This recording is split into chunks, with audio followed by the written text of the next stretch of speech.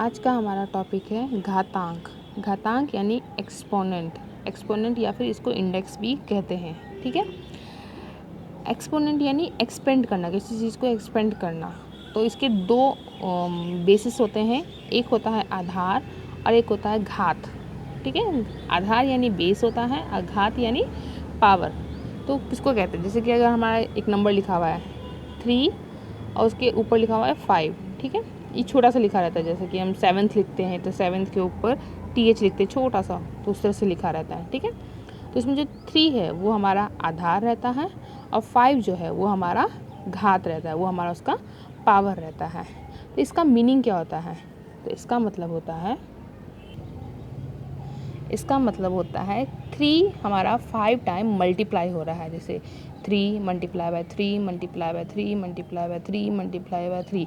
अब बोलने में या लिखने में कितना टाइम लग रहा है, इसको बहुत लंबा टाइम लग रहा है। तो इन शॉर्ट हम उसको क्या करते हैं, 3 का पावर 5 लिख देते हैं, ठीक है।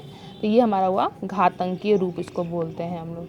अभी अगर आपको 3 का 100 टाइम बोला जाएगा तो 3 को 100 टाइम लिखना बहुत डिफ़िकल्ट जाएगा।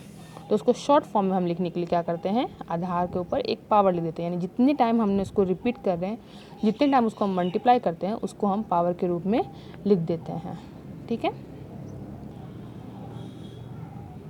अब इसके कुछ क्वेश्चन देख लेते हैं। जैसे कि एक क्वेश्चन दिया है कि 64 को आपको घातांक के रूप में लिखना है, घात के रूप में लिखना है, यानी इन पावर के रूप में लिखना है, शॉर्ट में लिखना है।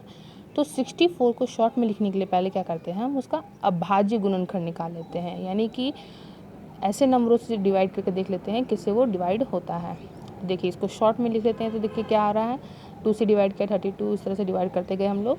तो इसमें 2 कितने बार आ रहा है, 1 2 3 4 5 6 टाइम आ रहा है ना।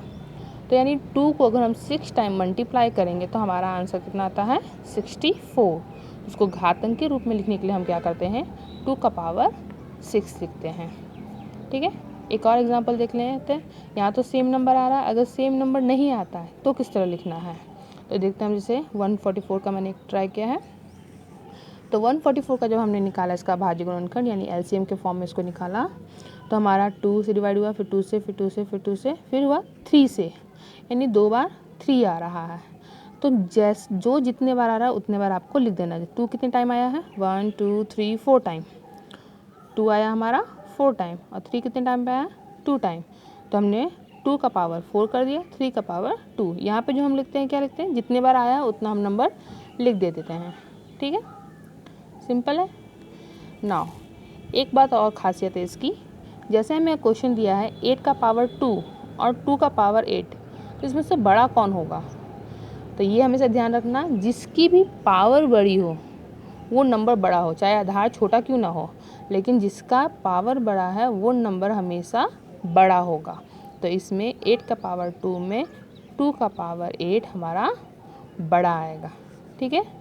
आप ट्राई भी कर सकते हैं, 8 को 2 टाइम मल्टीप्लाई करके देखिए और 2 को 8 टाइम मल्टीप्लाई करिए, यानी 8 मल्टीप्लाई बाई 8 कीजिए, 64 आएगा।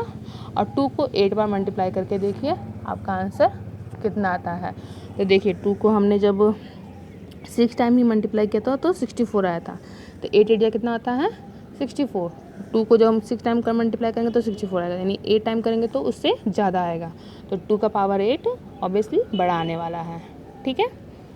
Thank you.